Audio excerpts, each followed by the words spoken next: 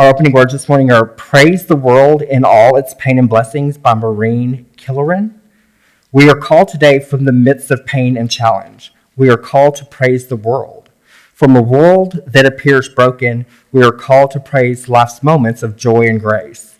From time that seems to freeze in ongoing exchanges of platitudes and blame, we are called to reach out to those around us, to connect with those we care about, to try to make amends with those from whom we are estranged. The world is too fragile. There is too much pain. Let us bring our hearts together on this day. Let us praise the mutilated world in all its blessings and its pain. Thank you. Okay, our special guest today is Dr. Stephen Sprinkle. We are grateful that he has had time in his schedule to share with us on this Sunday. Dr. Sprinkle has a great many credits to his name. Currently, he is Emeritus Professor of Practical Theology at Brite Divinity School, TCU, and serves as well as theologian in residence for the Episcopal Church of St. Thomas in the Apostle in Dallas. Dr. Sprinkle was named 2010-2011 Hero of Hope by the Cathedral of Hope United Church of Christ in Dallas for his advocacy on behalf of the LGBTQ plus community. In addition to being a human rights advocate and a sought-after speaker, he is an author and internationally recognized authority on anti-LGBTQ plus hate crimes. And he will join us today in Talkback after service today. So we welcome you, Dr. Sprinkle, to our Unitarian Universalist Church of Oak Cliff. Let's extend to him a warm welcome.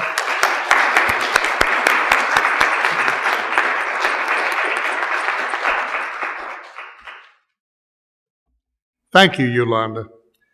And thank you to everyone who has been so generous with your welcome. As I've mentioned to a couple of you already, I am your neighbor, literally, because my partner, Rob, and I, and our two English bulldogs, Petey and Dewey, live right up on Maple Leaf Lane. So it took me exactly 4 minutes to get here today. It's very good to get the opportunity to be here at the Unitarian Universalist Church of Oak Cliff. What a joy.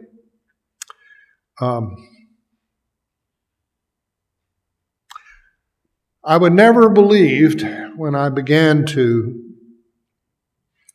construct this sermon that I would get to deliver it on the first full day of war once again. And yet that is where we are. Let me remind you of this story from the Hebrew Testament. It comes from the book of Genesis, chapter 50, just a few verses, 15 through 21. I'll bet you recognize it immediately.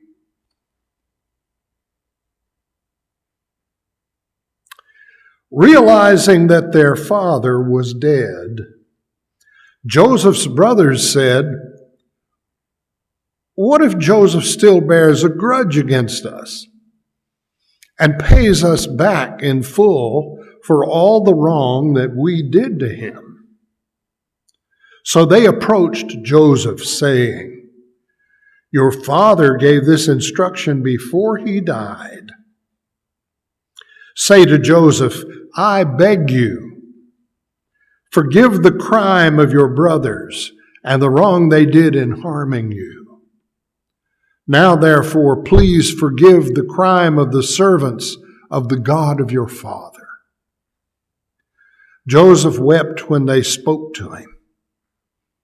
Then his brothers also wept, fell down before him and said, 'We are here as your slaves.' But Joseph said to them, 'Do not be afraid. Am I in the place of God? Even though you intend to do me harm, God intended it for good, in order to preserve a numerous people, as God is doing today. So have no fear. I myself will provide you and your little ones. In this way he reassured them, speaking kindly to them. An excerpt from the story of Joseph with the coat of many colors. You remember him? The sermon today bears the title I've given it, drawn directly from that passage from the Hebrew Testament. Do not be afraid. Just this past week, my partner Rob said to me, try this analogy out. Things are so confused and disrupted today, it's like driving into a heavy fog with your car's high beams on. We drive into this damnable fog, not sure where we're going, unsure about who we can trust, or even if we can trust our own eyes. Rob, who is a registered nurse serving at Parkland Hospital in Dallas, went on to say, even though the Texas measles outbreak has begun to cool down, there are cases of measles right here in Dallas now. A new COVID variant is about to hit Texas, and RFK Jr. at Health and Human Services has fired the whole vaccination advisory board to replace them with his own people. He's slashing the number of centers for disease control, doctors, scientists, and health researchers, all the while telling us that he has come to make America healthy again. What can you believe? Can you even believe the Centers for Disease Control anymore? Well, I don't know how to answer Rob. I didn't know how to answer him last week. I'm not sure that I have a decent answer for him today. His question is tinged with two emotions, anxiety and anger. My Rob, you see, is a frontline healthcare worker who puts his head down and plunges into the hot zone every working day, and the stress upon him and his colleagues is immense. Not only is he fearful for his own health, he worries like every nurse, tech, janitor, food service worker, hospital chaplain, and physician about what he just might bring home to the people he loves. The frustration is enough to get to anybody. And I get it. I get how hostility toward this awful situation can spring up between groups of people who have to grasp at straws in order to find their way through this damnable fog. And who knew that this very day we would wake up in the fog of war? We're indeed beset by chaos and crisis, a fire hose of it, gushing with fear of economic collapse, threatening working people and their families, threats to our own social safety netting, deportation of people we know and we have come to trust and love, and saber rattling that has turned into war abroad. The tentacles of white privilege, systemic racism, xenophobia, and heteropatriarchy are entwining all of these crises into what Motown's Temptation once called a ball of confusion. That's what the world is today.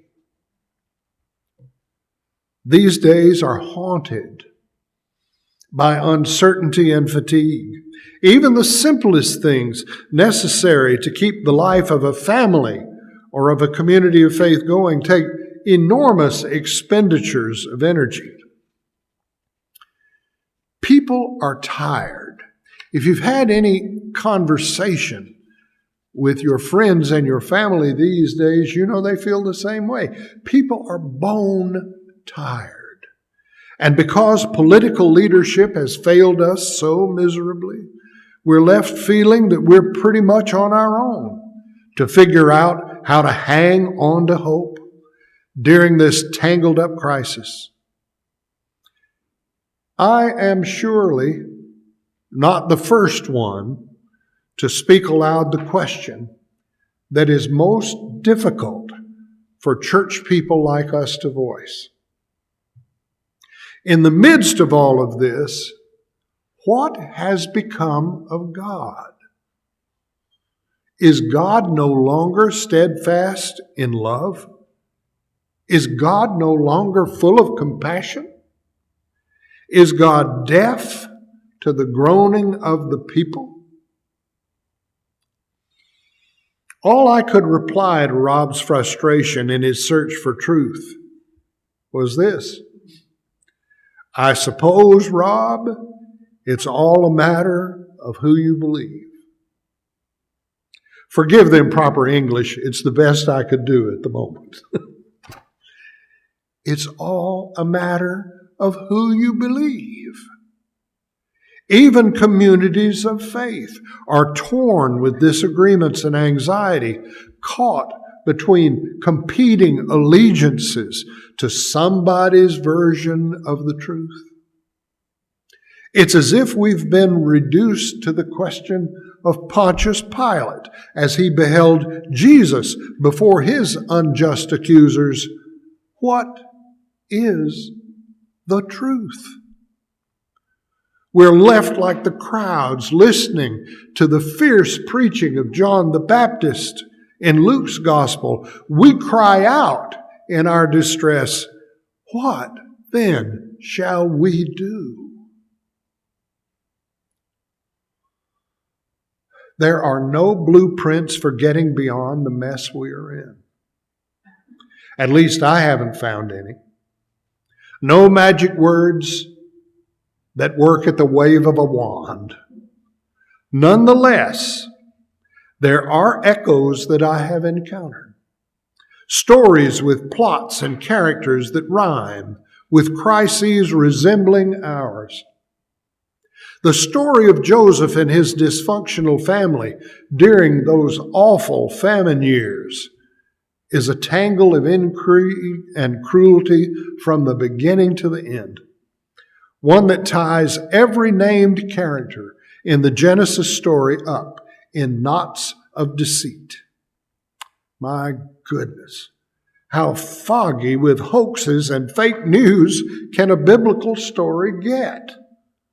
Great-grandmother Rebecca and her son Jacob take advantage of an old man's blindness to lie and cheat. Jacob cheats his hungry brother out of his birthright for a pot full of pinto beans and onions. Jacob's pack of jealous, cheating sons cook up bloody fake news about the death of their despised, effeminate brother Joseph, whom they sell into slavery and break their father's heart in the bargain. You get the picture, don't you? So when Joseph rises to power in Egypt through intrigue, slavery, sex trafficking, and fortune-telling, when he gets his chance, he gets even with his lying brothers. And he turns out to be just as deceitful and cruel as they. At least for the lion's share of this story in Genesis 50. There is very little to like in this story at all, unless you're titillated by deceit, hoaxes, fake news, and cheating right out in the open.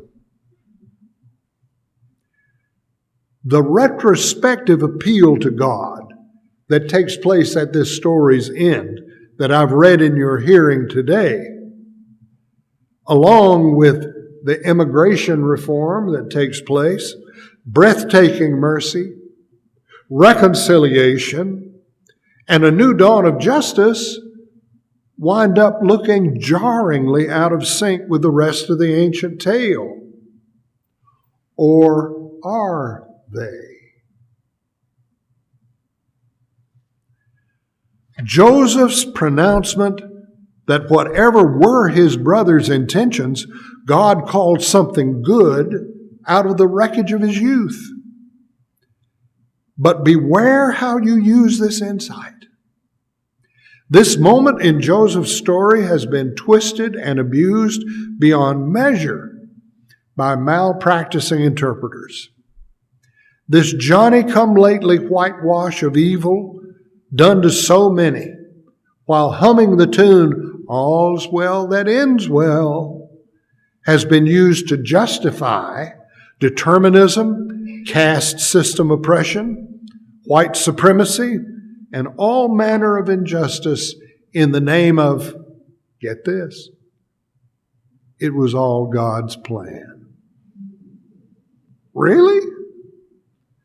Shall God do evil so that one day, after a while, by and by, good might abound, not for all, but for some? Like Paul thunders to the Roman Christians using a Greek expletive. You didn't know that, or did you? Maybe you did. That Paul cusses in the book of Romans. He cries out, "Me genoito." That doesn't mean just no. It means hell no. Self-centered theology gets skinned down to the bone in crisis. The true God is not the one who is at the service of our biases.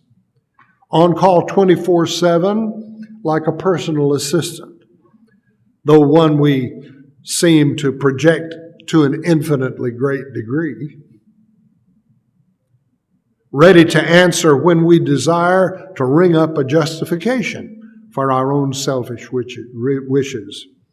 The eminent Old Testament scholar Walter Brueggemann, who died just on June the 5th of this month, put it this way: God, Dr. Brueggemann declared, is not our fortune cookie. Brueggemann had a big imagination shaped by wrestling for his 92 years with the Hebrew Bible. And he encountered a God far bigger than even his imagination could conceive. The living God is by no means our personal genie, or even a potentate that we can flatter or buy off and cleverly bend to our own will. The God Brueggemann encountered in Torah, the prophets, the writings, and in the Christian Testament is, as he put it, and I quote, dangerously free. Free to inspire the prophets to critique the ruling powers opposed to God's will, and free to energize God's people to a new way of life and being. The ancients had a terrible triad. Their terrible triad was war, pestilence, and famine. And we have a quadruple crisis: rotten politics, economic uncertainty, healthcare chaos, and cruelty toward immigrants and transgender people. But listen carefully to me now. Those realities are not, I repeat, are not a test of the love of God. Instead, as nonsensical as it may sound, these crises are an anvil upon which a new relationship with God gets hammered out. A relationship between the God who freely wills to be our God and us. We who finally will to be God's people despite ourselves. You look for guarantees? Well, there are no guarantees for a free faith relationship like that. There are no strings attached that can manipulate the God who wills to set Hebrew slaves free from bondage, who summons the state-murdered child Jesus to rise up from the grave and lead the uprising of all those oppressed and left for dead. We have the choice, the free choice, to cast our lot, not with the worshipers of power, but with the living God whose mysterious, tenacious covenant with us remains true even when it is hidden in the fog. The story of Joseph attests to the unseen presence of this God, revealed finally with 20/20 hindsight assurance. We might even say, with blessed assurance.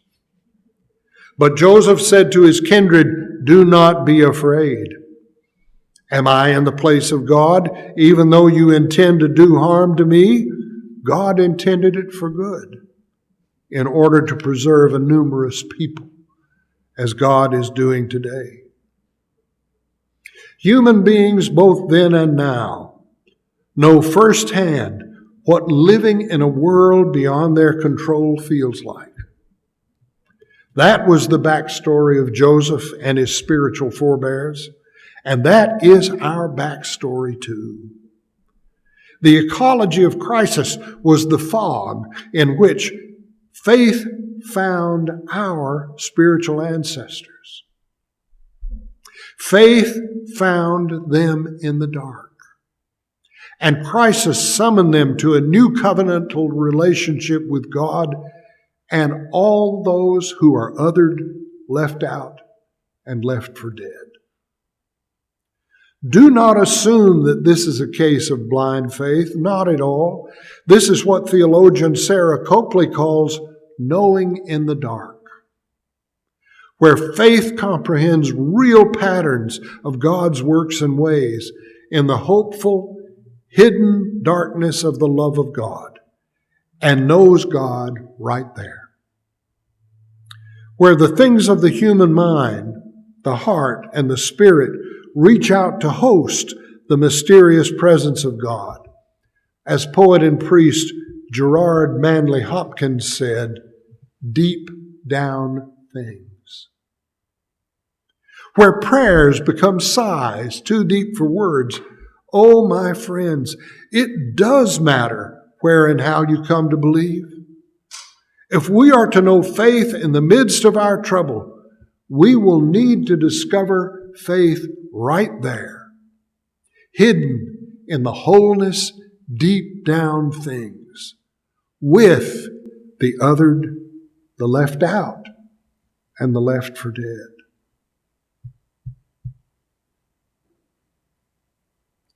Seize these moments. Do not be afraid.